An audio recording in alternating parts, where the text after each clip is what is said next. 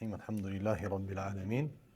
Wa usalli wa sallimu ala ashrafil anbiya'i wal mursalin, nabiyina wa habibina Muhammad ibn Abdullah wa ala alihi wa ashabihi wa man sara ala nahjihi ila yawmiddin wa ba'd. Allahun jalla wa ala falenderojmë, salavatet dhe selamet tona mbi pejgamberin ton Muhammedin sallallahu alaihi wasallam, i dërgojmë mbi familjen e tij, mbi shokët e tij dhe mbi gjithë ata të cilët rrugën e këtij pejgamberi deri në ditën e gjykimit e pasojnë. Pas një pauze të shkurt kthehemi në vitin e 6 të hijretit të pejgamberit Allahut sallallahu alaihi wasallam. Nëse ju kujtohet, e kena potencuar disa herë që ky vit, domethënë viti i 6 i hijretit të pejgamberit Allahut alaihi salatu wasalam, konsiderohet viti më aktiv i pejgamberit Allahut alaihi salatu wasalam dy aspekte, në aspektin politik dhe në aspektin ushtarak. Kjo nga se pas përfundimit të betejës së Ahzabit, i dërguari Allahut alaihi salatu wasalam deklaroi përpara sahabeve dhe tha: "El-an naghzuhum wala yaghzuna." Tash ne i luftojmë ata e nuk na luftojnë ata neve. E kuptohet që kjo do të mishërohet në çdo lëvizje të pejgamberit Allahut sallallahu alaihi wasallam. Por vlen të theksohet që shumica e dërgesave ose ekspeditave të cilat i dërgonte i dërguari Allahut alaihi salatu wasallam nuk kishte në to përleshje mes ushtrisë së muslimanëve dhe palës tjetër. Në përgjithësi kishte përleshje të vogla, të cilat përfundonin në përgjithësi me fitoren e ushtrive të pejgamberit Allahut alaihi salatu wasalam. Por ama thënia e të dërguarit Allahut alaihi salatu wasalam, "El-an naghzuhum wala yaghzuna", do të kulminoj në fund të vitit të 6 të hijretit.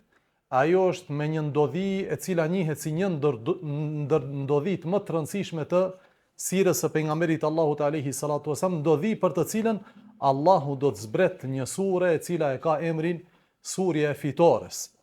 Ajo suratul Fath.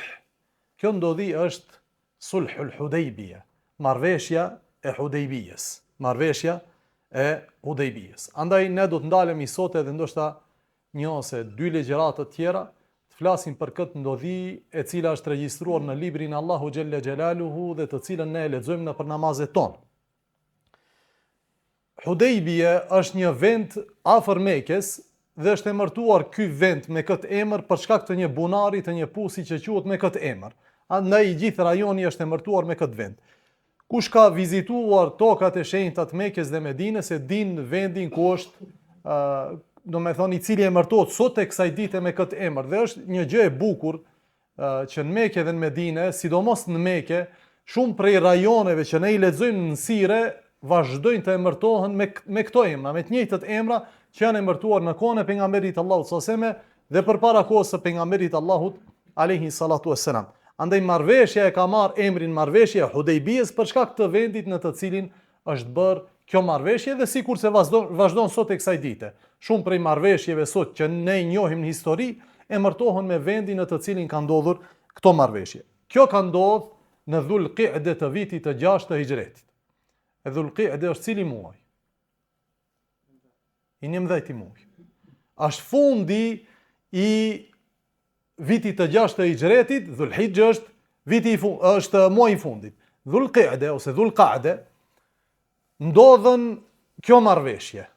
Argument për këtë është thënia e Enesit radhiyallahu ta'ala anhu, i cili i thotë që i dërguari Allahu sallallahu alaihi wasallam i patbë 4 umre. Dhe të gjithë umret e tij i patbë në muajin Dhul Qi'de ose Dhul Qa'de.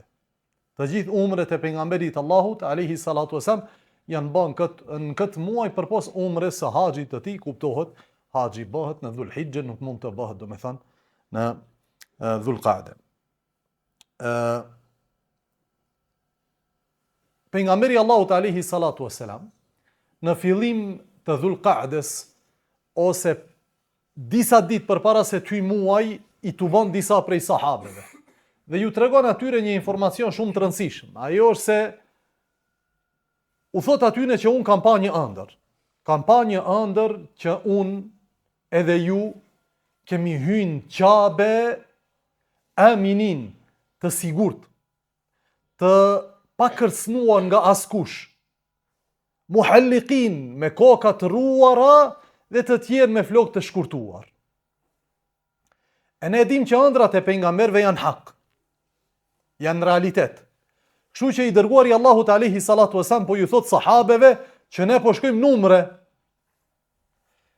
E ti merre me mend që i dërguari Allahu sallallahu alaihi wasallam 6 vite më parë është dëbuar nga Mekja. Dhe nga hijreti i tij deri në këtë kohë, mes tij dhe Kurejshve ka ndodhur shumë betejë. Dhe 2 beteja të mëdha në të cilat në të parën prej së cilave është beteja e Bedrit, musliman ngadhnyen dhe u vran 70 nga mushrikët. Dhe beteja tjetër në të cilën mushrikët ngadhnyen u vran 70 nga muslimanët. Do me thonë u vran numër i madh i njerëzve nga të dy palë. E tash i dërguari Allahu sallallahu alaihi wasallam po ju thot sahabeve ina të shku numre. Te kush numre? Te pale e tretë, e cila është arbitrare ose e cila nuk përzihet mes nesh dhe Kurejshve, apo duhet me shku në vendin e Kurejshve. Kupto, duhet me shku në vendin e tyre. E shu që sahabet gëzohen dhe fillojnë të përgatiten për largim nga Medinja dhe udhtimin drejt Mekës. Në këtë kohë i dërguari Allahu alayhi salatu wasallam dërgon të dërguar që të lajmëroj e Arabt. Kush janë e Arabt? Janë beduinët që sa e kanë pranuar Islamin dhe të cilët kanë thonë që ne jemi besimtar. Po tash pejgamberi Allahu sallallahu alaihi wasallam sprovon imanin e tyre ose teston besueshmërinë e tyre, atë që kanë thonë se ne jemi besimtar. A është vërtet iman apo thjesht është deklarat që ne kemi hyrë në aleancën tënde që ti mos na ngucësh neve në aspekt ushtarak. Kështu që i dërguari Allahu sallallahu alaihi wasallam dërgon të dërguar tek disa prej fisëve arabe të beduinëve dhe ju thot atyre që ne jemi nisur për në umre dhe na duhen burra nga jush të cilët do të vinë me ne në umre. Shkaku është që i dërguari Allahu sallallahu alaihi wasallam të dubon sa më shumë burra të cilët do të nisen për në umre që t'i qet Kurejshët në pozitë jo të volitshme përpara arabëve tjerë. Pse? Nga se umregjia dhe haxhia në atë kohë nuk ngucej. Se cili vjen të bonte umre edhe nga popujt armiq, askush se ne ngucte. Femen dekhalehu kana amina, kush hyn harem në Mekë, është i sigurt, askush se ne ngucte. E kështu që nëse ne shkojnë në 1000, 2000 ose 3000 burra, të gjithë për Mekë, s'ka kush na del përpara se nxjerrim i qesim Kurejshët përpara një situate pavolitshme përpara arabëve tjerë. Kështu që i dërguari Allahu sallallahu alaihi wasallam i dërgon këta sahabe si të dërguar që të lajmërojnë tek beduinët, por ama beduinët zmbrapsen. Dhe arsyetohen përpara pejgamberit Allahut alayhi salatu wasallam që ja Rasulullah ne jena preokupum dhe të angazhum me punë tja, disa punë e kina. Nuk e kina në rendin për numre. Shko numre me ata që nuk kanë punë, do me thonë, ne kena biznese, kena bakti, kena blektorin, bujtësin, to s'mund t'i lana këto. Dhe Allahu zbret ajete për këta njerës. Dhe zbret ajete për çdo një njeri i cili ju ngjan atyre në mënyrën e arsjetymit, kur ata ftohen për të vepruar diçka të mirë. Thot Allahu Jalla wa Ala. Se yekulu leke al-mukhallafuna min al-a'rabi shaghalatna amwaluna wa ahluna fastaghfir lana. Do të thonë ty beduinët prej arabëve, o i dërguari Allahut, neve na angazhuan dhe preokupuan familje dhe pasuritë tona. Po ti bën dua për ne dhe kërko falje. Te mashallah falesh, po lutë Allahun mu të mundëzoj, se unë s'jam i udhëzam. Ti thua Allah, hajde falu. Po vëlla, ma tej papuni. Unë qofta, gjithë ditën shkon në xhamie, vjen, s'ki asnjë punë. Unë a disa punë kom. Nuk më presin mu punë sikur se të presin ty.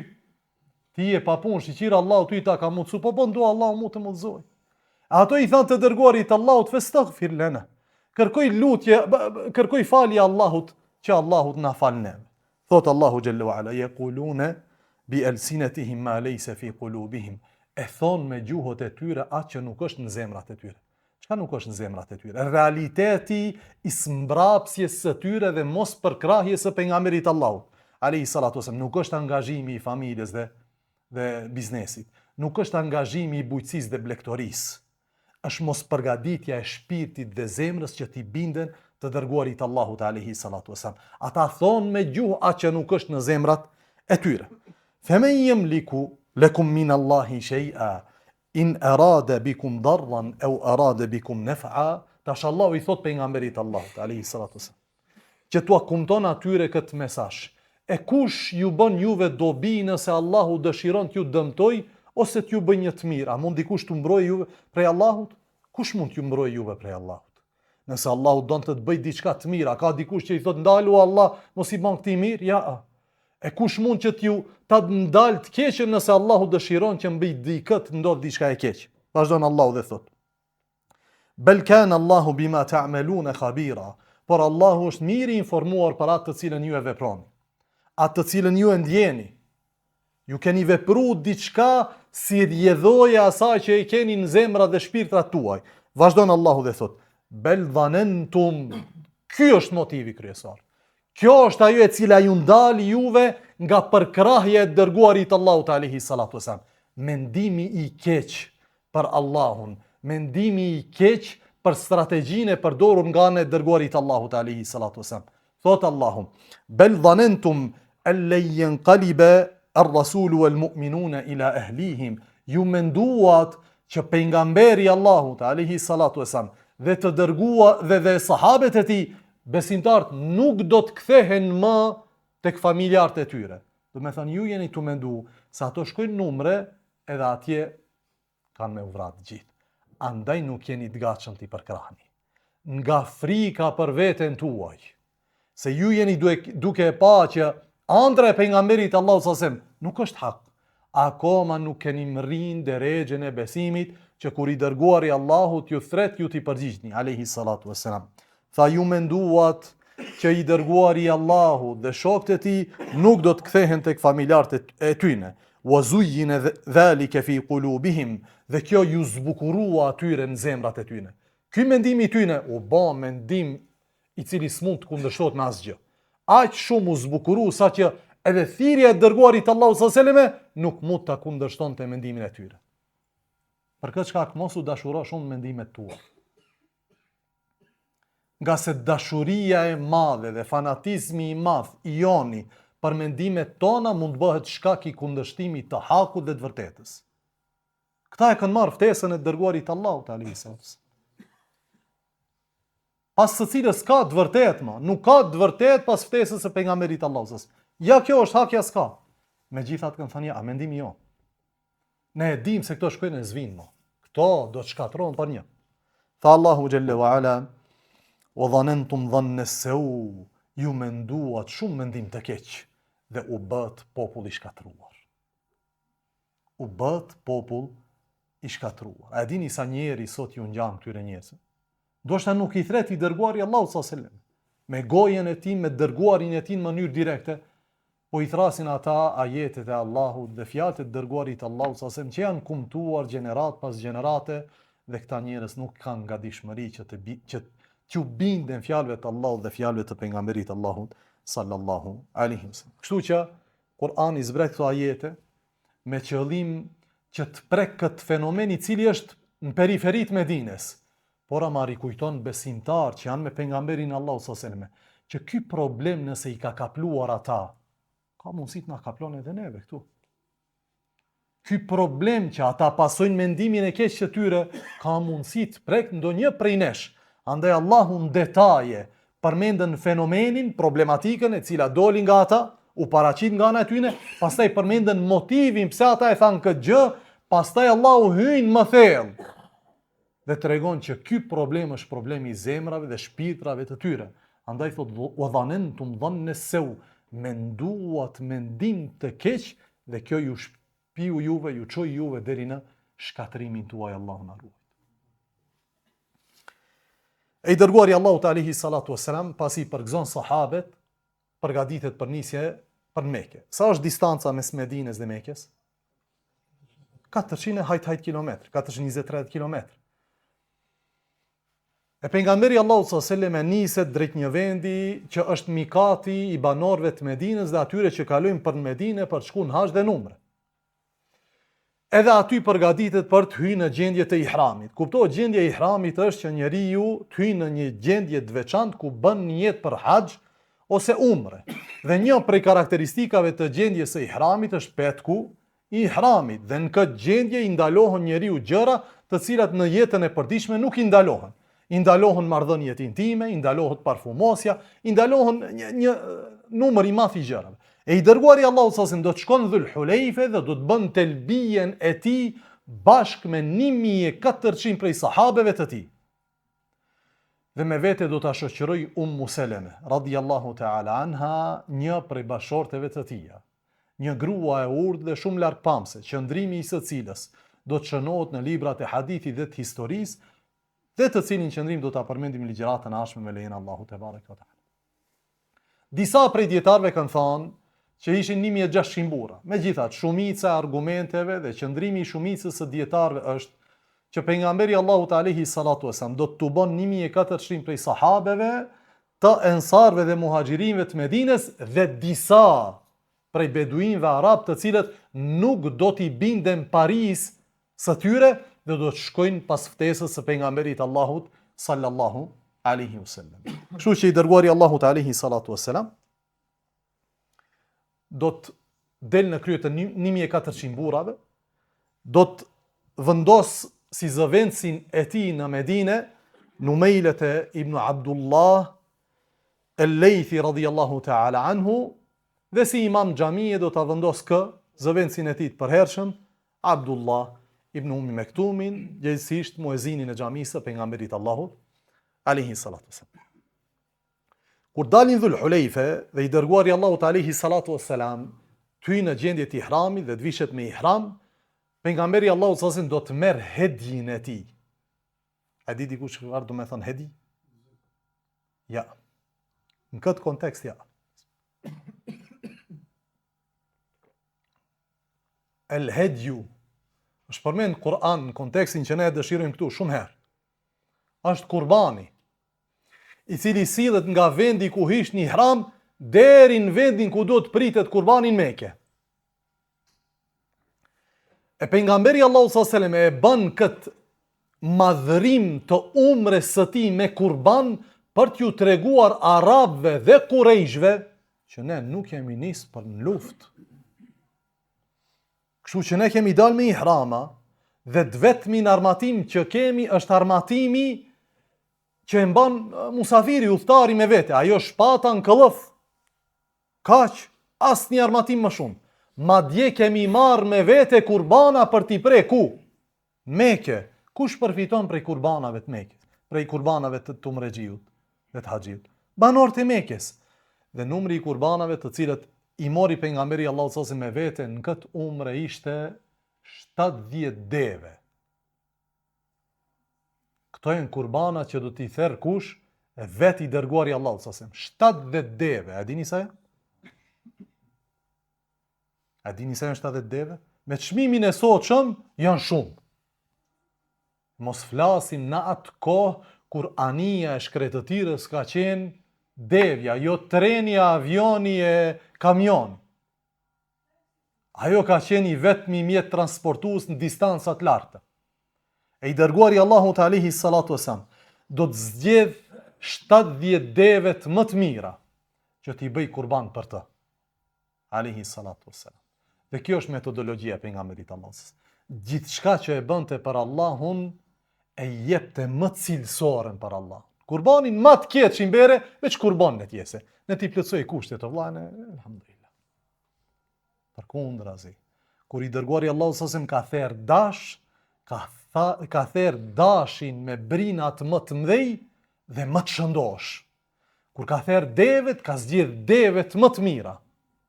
E dini sa deve i ka therr në haxhin lam të mirës? E dini dikush?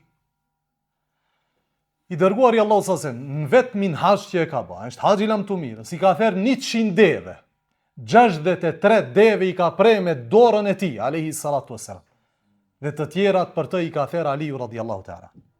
63 vet i ka therr, sallallahu alaihi wasallam. Të tjerat i ka plotësuar Aliu radhiyallahu ta'ala. Çka jepet për Allahun, jepet më cilësorja. Atë që jep dhurat për Allahun, jepe më të mirën Allah.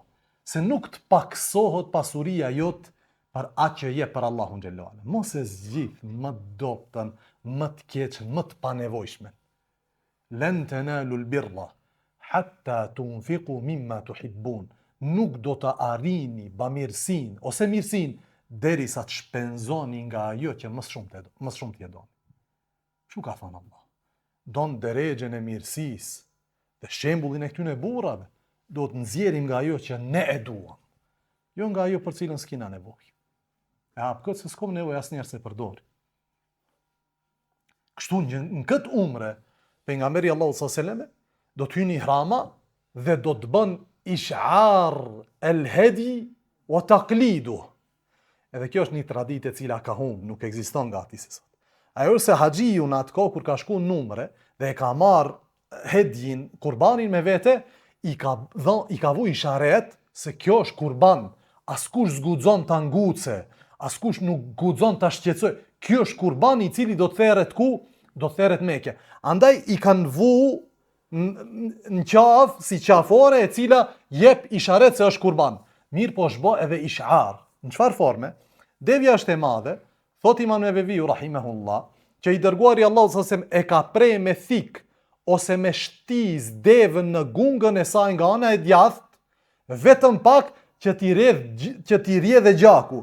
Dhe pasi i ka rjedhë gjaku e ka bë me dorën e tij alayhi salatu wassalam kështu, që të tregohet se kjo është deve e kurbanit, andaj askush nuk e shqetëson edhe askush nuk e nguc. Madhrim ndaj shtëpisë dhe vendit ku është nis alayhi salatu wassalam. Kështu që i dërguari Allahu alayhi salatu wassalam përgatitet për të nis nga Dhul Hulejfe për Mekë dhe merr me vete këta deve dhe në mesin e këtyre deveve ka një deve karakteristike. Është devja e faraonit të këtij ummetit. E dini kush ai? Ebu Xehli. Po pika ka ardhur devja e Ebu Xehlit në duart tonë. Pim Bedër. Kjo deve është në duart e besimtarëve nga Bedri. 5 vjet kanë kalu gjati. 4 vjet e sa. E pejgamberi Allahu sallallahu alaihi wasallam e merr deven e Ebu Xehlit dhe i vendos asaj një hallk në hund nga argjendi me qëllim të shqetësimit të mushrikëve kur ta shohin deven e Ebu Xehlit që ne e therim kurban deven e udhëhecit tuaj në Mekë. Mesazh në këtë lëvizje të pejgamberit Allahu alaihi salatu wasallam. Dhe i dërguari Allahu sallallahu alaihi wasallam, nëse i marrim lëvizjet e tija politike dhe diplomatike, do të gjejmë që shpesh dërgonte mesazhe të cilat janë të fshehura për plot për njerëzve. Mirë po pala tjetër i ka kuptu. Një prej këtyre mesazheve ishte ky mesazhi. Madje ai i cili do ta pret nga ana tjetër, do të jetë i biri i pronarit të kësaj deve si Ikrime ibn Abi Jahl, i cili radhiyallahu ta'ala anhu më vonë do të bëhet besimtar. Sidoqoftë, pejgamberi Allahu alaihi salatu wasallam do të dërgon një prej sahabeve që tjetë si formë vëzhguesi përpara këtij numri të madh të umrexhive. Dhe ai do të niset përpara tyre, mbledh informata, kthehet, jep informata dhe kështu shkon përpara e prapa. Derisa vjen afrohen pejgamberi Allahu sallallahu alaihi wasallam, kalon 2/3 e rrugës dhe afrohet afër një vendi që sot e kësaj dite quhet Usfan, afër Mekës. Është mes Mekës dhe Xhiddes. Kur mrin në Usfan ose afër Usfanit, vjen ky lajmtari i pejgamberit Allahu sallallahu alaihi wasallam. Dhe thot ja Rasulullah, tash erdha nga ana e Kurejshve. E ne i pash ata. Ç'është? Ka dhënë informat? Kan kalu ditë edhe Kurejshet kanë marrë vesh se 1400 burra janë nisë për numre me numër të madh të kurbanave. Po s'kan armatim, po numri është i madh. E thot ky lajmtari i pejgamberit Allahu alaihi wasallam. Vërtet Kurejshet i thot ja Rasulullah, janë tubuar kundër teje në turma të mëdha. Kanë mbledhur për ty të gjithë alaatët dhe ahabishët. E habish është një lloj aleance, andaj tash ky lajmtari ose vëzhguesi i thot ja Rasulullah, e habisht kjo aleancë është ngrit, tash më përsëri kundër teje. Dhe Kurejshët i kanë stimuluar edhe fiset për rreth Mekës që dalin luftë kundër teje. Në Musnedin e Imam Ahmedit, tha ky sahabe, o i dërguari Allahut, ja ku janë Kurejshët. Kanë marrë vesh për marshimin ton drejt Mekës. Ata kanë dalë me gra shtatzëne dhe me fëmijët e tyre. Dhe kjo është një sinjal serioziteti i armikut kur merr gratë dhe fëmijët dhe i çet afër fush betejës ose në drejtimin e marshimit tënd. Që ti nëse kalon mbi këta, vetëm mbi këta mund të kalosh.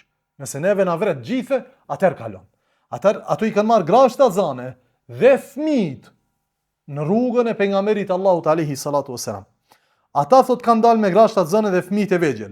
kanë veshur lëkurat e leopardëve dhe tigrave dhe janë betuar Allahut se kur nuk do të lejojnë të hysh në Mekë me forcë, asnjëherë. Veshja e lëkurave është simbolik e hershme tek popujt që kanë luftuar, veshja e lëkurave të bishave që ne jemi të gatshëm për luftë.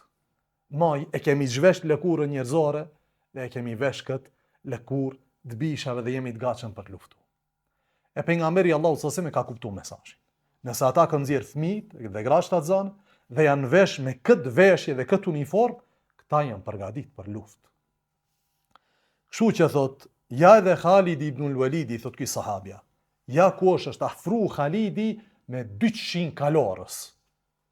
Ai dhe Ikrime ibn Jehel udhëheqin këta 200 kalorësa.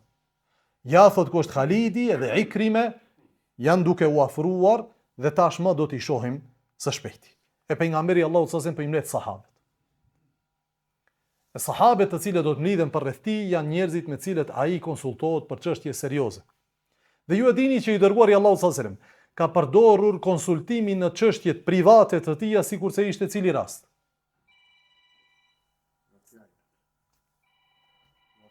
Rrafimin e Aishës dhe akuzimi i Aishës. Ka e murë si konsultim? Usamen edhe?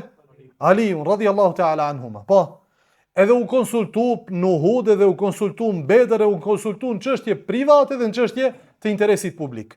Tashmë, gjithë ne jemi të shku numre. Dhe pala tjetër është përgatit për luftë. Ama ne nuk jena të përgatit për luftë. Ne s'kena as armatim, as mjetë, as kur gjë. E thot pejgamberi Allahu sallallahu alaihi wasallam, më këshilloni ju njerëz. A mendoni që të marshojmë drejt familjeve të atyre që u kanë ndihmuar atyre? Këto aleat, pika erdhën këto. Këto s'janë të Mekës o vëlla. Këto janë aleat që jetojnë në rrugën tonë, ose afër rrugës tonë për Mekë. E këto i kanë lënë familje dhe pasuritë e tyre, kanë dalë luftë për krah kurajshve kundër neve. E thot tash pejgamberi Allahu sallallahu alaihi wasallam, po si mendoni?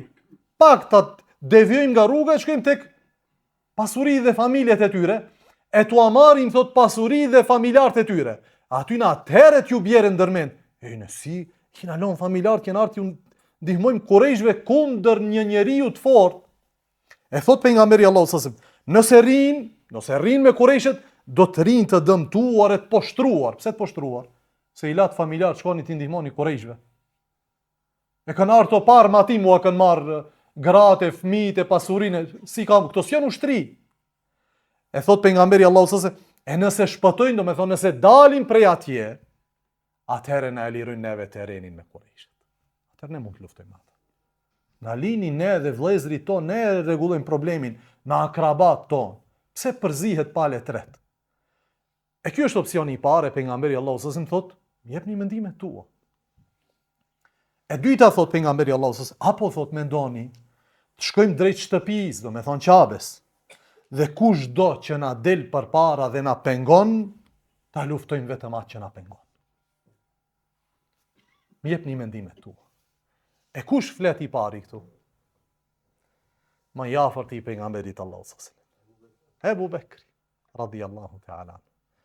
Thot ja Rasulallah, Allahu dhe i dërguari i tij e din më së miri. Allahu wa rasuluhu a'lam. Kjo është piknisja çdo bisede tonë si besimtar. Që Allahu dhe pejgamberi i tij e din më së miri. Mirë po ti don mendimin tonë, e unë e shprehi mendimin tim. Thot Ebu Bekri radhiyallahu ta'ala. O i dërguari Allahut, ne kemi ardhur për umre dhe nuk kemi ardhur luftoj. Andaj thot, kush do që na pengon nga qabja, vetëm atë do ta luftoj. Jo të shkojmë majtas, djaftas, familjet e këtyne, atyne, ja. Ne shkojmë drejt qabes, jemi nisë për numre. Por ama na pengon dikush, atë do ta luftojmë. E pejgamberit Allahu sallallahu alaihi wasallam i pëlqen ky mendim. Thot atëherë nisuni në atë drejtim. Nisuni në drejtim të qabes, nuk shkojmë majtas e djaftas, s'kena punë maska. Kemi punë vetëm atë që na pengon nga qabja.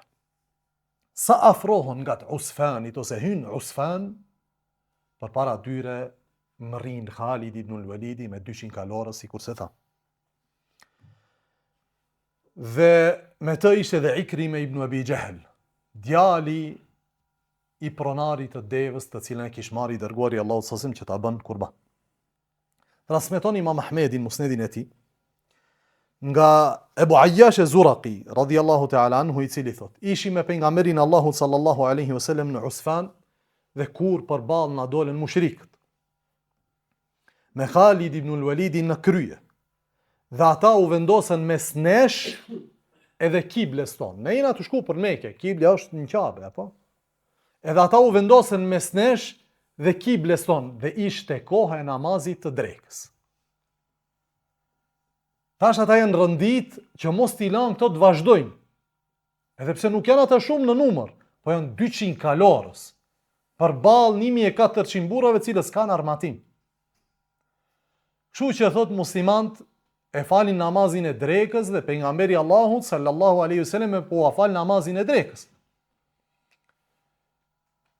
Edhe kuptohet e shkurtojnë namazin. Megjithatë, kur Khalidi dhe ata e shohin muslimant në namaz, sidomos në sejdë dhe në ruku, sikur kjo i nxit ata t'i sulmojnë namaz. Ama haqa muslimat e kryjnë namazin, 2 rekate, kaq. U shkoj shansi. Andaj thot Khalidi, thot, ata ishin në këtë gjendje që sikur ti kishim sulmuar, do t'i kishim godit shumë rand. Por ama thot Khalidi, atyne tash do t'ju vjen një namaz që është më i dashur për ta se sa familja dhe vetvetja e tyne. Cili është ky namaz? Mushrik o vlla e ka ditë që gjëja më e dashur për besimtarin është namazi i tij. S'është besimtar ky njeri. Ky i cili i flet, s'është besimtar. Po thot, kjo që do ta bëj ai pas 1 ore, pas 2 orëve, është më e dashur te ky njeri se vetja dhe familja e tij. Edhe kështu duhet jetë namazin zemrën tonë, vëllezër. Tjetë më prioritar se ne se gjithë shka që kemi në jetën tonë. Më prioritar se qejfet tona, gajlet tona, brengat tona, familjet tona, puna jonë. Namazi tjesë gjëja më e rëndësishme që kemi në jetë. Dhe Khalidi dhe tjerët prej mushrikëve e kishin kuptuar që tek muslimant maja në hierarkinë e vlerave të tyre është namazi i tyre. Andaj po ju thot Khalidi, okay, njana na hiki. Nuk i sulmum, po tash atyne ju vjen një e cila është më e dashur se kjo e para. Më e dashur tek ta se gjithë shka që kanë. Më e dashur se vetja e tij. Andaj thot, po i presim, le të vjen një kindia, ne nuk lëvizim. E kur të binë sejdë në ruku, atë risulmoj. Ndërkohë Allahu dërgon Xhibrilin dhe Xhibrili zbret cilët ajete? Ajetet e namazit të frikës. Dhalu pak. Ti e din që ajo është më e dashur se ne. Po Allahun këto rrethana, duke e ditë që ne japim përparësi ligjit të tij, na e lehtëson. Na mundson që ta kryjmë namazin, po në kushte që mos dëmtohemi. Kështu që Allahu zbret ajetet që flasin se si besimtar ta falin namazin në kësi lloj rrethanash. Dhe kur vjen i qindia, pejgamberi Allahu s.a.s. e ndan ushtrin 2 pjesë. Fillon me njërën pjesë, pastaj me pjesën tjetër, dhe si ka ardhur siç ka thënë Imam Ahmedi, çdo hadith në të cilin është transmetuar namazi i frikës është i saktë. Rreth namazit të frikës nuk ka hadithe të dobta. Se janë pak hadithe dhe çdo një hadith është i saktë. Dhe në këto hadithe të sakta janë transmetuar disa forma të namazit të frikës, sikurse është bë në këtë betejë ose është bë pastaj në disa prej betejave që sahabët i kanë bë më vonë në Nejd. Por e rëndësishmja është që muslimanët nuk do të falen gjithë me një imam, gjithë njëjtën ruku, njëjtën sejdë dhe askush mos kujdeset për ata. Jo, muslimanët do të binë ruku dhe në sejdë, por ama gjysë e njerëzve që do të jenë aty do të kujdesen për gjysën tjetër. Kështu që nuk do t'ju jepet çans Khalidit dhe Ikrimës dhe tjerëve që të sulmojnë muslimanët në gjendje mosgadishmërie. Përkundrazi, muslimanët do të jenë vigjilent dhe do të kujdesen që pjesa tjetër ta bën namazin në rehati. Kështu që në këtë betejë, gjëja e parë të cilën Allahu do të zbret ajetet që flasin për, për namazin e frikës. Pasi të përfundojnë, pejgamberi Allahu s.a.s. shef që në drejtim të Qabes, se të Mekës është Khalidi me këto 200 kalorës, andaj qohet dhe thot, o ju njerëz, kush na nxjerr me një rrugë tjetër që na shpihen për Mekë.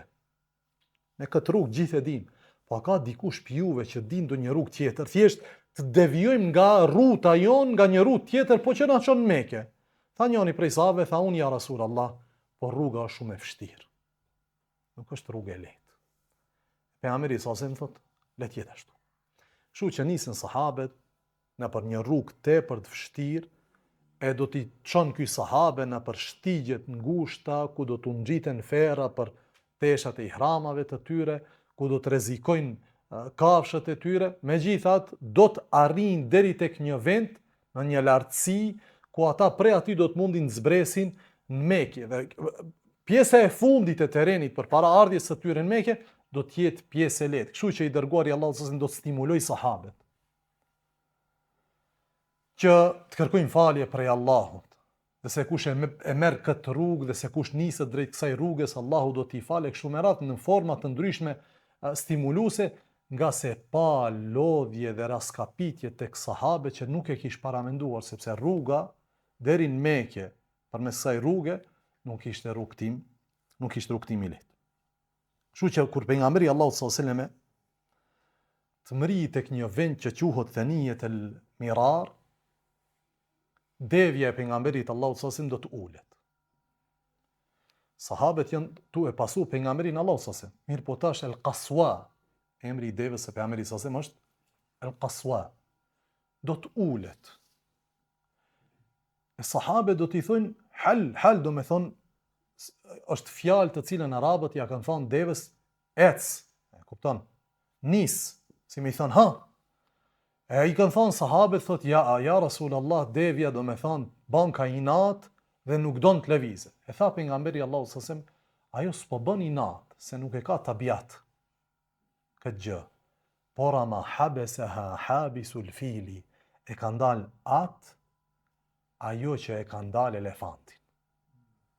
E vetmja pengesë me saj dhe nisjes së saj për Mekë është ajo që i pengoi elefantët e Ebrahës për ta sulmuar Mekën, që është përmend në surën El Fil. Apo? Walakin habasaha habisul fili. E ka ndaluar ajo që e ka ndaluar elefanti. Dietarët kanë thënë, pejgamberi Allahu sallallahu alaihi wasallam e ka përmend këtu elefantin për një lloj ngjashmërie mes të dy palëve që hyjnë në Mekë. Ata që hyshin me elefanta në Mekë, a ishin besimtar apo mos besimtar? Mos besimtar. Cili ishte qëllimi i tyre? Shkatrimi i Mekës. Cili ishte qëllimi i pejgamberit sallallahu alaihi wasallam me hyrjen e tij në Mekë? Nuk ishte lirimi i Mekës. Ishte umrja përmes së cilës dëshirohet madhrimi i Ka'bes, jo shkatrimi i Ka'bes. Por ama elementi i përbashkët mes të dy palëve ishte se po hynën të dy palë, si janë, do të ndodhet gjakderdhje e madhe në Mekë. Andaj Allahu i ndaloi të parët dhe nuk i lejoi që të afrohen afër Ka'bes, që mos bëhet gjakderdhje e madhe brenda Ka'bes. Dhe ndaloi pejgamberin sallallahu alaihi wasallam përmes ndalimit të devës që të mos shkojnë në atë drejtim, që mos të bëhet gjakderdhje e madhe brenda Ka'bes. Dhe të vritet numër i madh i sahabeve që janë në ihrama dhe numër i madh i kujt. Ka një palë tret këtu e padukshme. Kush janë ata? Jo mushrikët.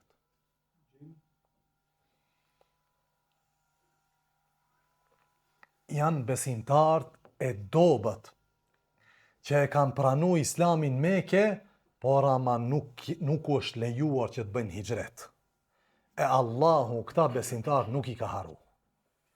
Ne mund t'i harujmë, po besimtari pa marrë parasysh çka është në statusin ton shoqëror, mund t'jetë lyps, mund t'jetë në derexhen më të ulët, në statusin shoqëror tek ne dhe në syt tona, por ama besimtari tek Allahu shumë i madh, dhe shumë i vlefshëm. Andaj Allahu tha: "Walaula rijalun mu'minun wa nisa'un mu'minat", mos ishin këta burra besimtar dhe këta gra besimtare, do me thonë mos ishin këta, ne u kishim leju juve të hynin Mekë.